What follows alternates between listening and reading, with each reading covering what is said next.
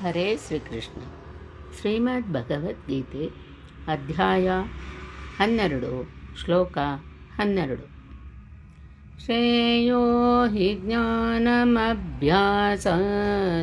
ಜ್ಞಾನಾಧ್ಯಾನಂ ವಿಶಿಷ್ಯತೆ ಧ್ಯಾನಾತ್ ಕರ್ಮಫಲತ್ಯಾಗಾತ್ ತ್ಯಾಗಾಚ್ಚಾಂತಿರನಂತರಂ. ಈ ಶ್ಲೋಕದ ಭಾವಾರ್ಥ: ಕೇವಲ ಚಿತ್ತ ನಿರೋಧ ಮಾಡುವ ಅಭ್ಯಾಸಕ್ಕಿಂತ ಜ್ಞಾನ ಮಾರ್ಗವನ್ನನುಸರಿಸಿ ಕರ್ಮದಲ್ಲಿ ಪ್ರವೃತ್ತನಾಗುವುದು ಶ್ರೇಷ್ಠವಾದುದು. ಜ್ಞಾನ ಮಾಧ್ಯಮದಿಂದ ಕರ್ಮಕ್ಕೆ ಕಾರ್ಯರೂಪ ನೀಡುವುದಕ್ಕಿಂತಲೂ ಧ್ಯಾನವು ಶ್ರೇಷ್ಠವಾದುದು. ಏಕೆಂದರೆ ಧ್ಯಾನದಲ್ಲಿ ಇಷ್ಟವು ಬೆರೆತೇ ಇರುವುದು. ಧ್ಯಾನಕ್ಕಿಂತಲೂ ಸಮಸ್ತ ಕರ್ಮಗಳ ಫಲವನ್ನು ತ್ಯಾಗ ಮಾಡುವುದು ಶ್ರೇಷ್ಠ.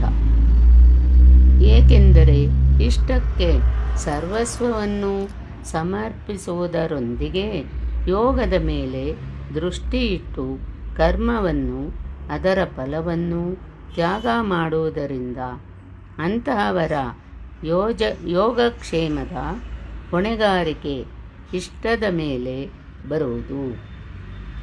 ಆದ್ದರಿಂದ ಈ ತ್ಯಾಗದಿಂದ ಆತನು ತತ್ಕಾಲದಲ್ಲೇ ಪರಮಶಾಂತಿಯನ್ನು ಪಡೆಯುವನು. ಈಗಿನವರೆಗೂ ಯೋಗೇಶ್ವರನಾದ ಕೃಷ್ಣನು ಹೇಳಿದುದು ಅವ್ಯಕ್ತದ ಉಪಾಸನೆ ಮಾಡುವ ಜ್ಞಾನ ಮಾರ್ಗಕ್ಕಿಂತಲೂ ಸಮರ್ಪಣಾ ಮನೋಭಾವದಿಂದ ಕರ್ಮ ಮಾಡುವ ನಿಷ್ಕಾಮ ಕರ್ಮಯೋಗಿಯು ಅಧಿಕನಾದವನು ಎಂದು. ಇಬ್ಬರೂ ಮಾಡುವುದು ಒಂದೇ ಕರ್ಮವಾದರೂ ಜ್ಞಾನ ಮಾರ್ಗದ ಪಥದಲ್ಲಿ ತೊಡಕುಗಳು ಹೆಚ್ಚು. ಆತನ ಲಾಭ ಹಾನಿಗಳ ಹೊಣೆ ಸ್ವಯಂ ಆತನದೇ ಆಗಿರುವು. ಅದೇ ಸಮರ್ಪಣ ಮನೋಭಾವದ ಭಕ್ತನ ಹೊಣೆ ಮಹಾಪುರುಷನದ್ದಾಗಿರುವುದು.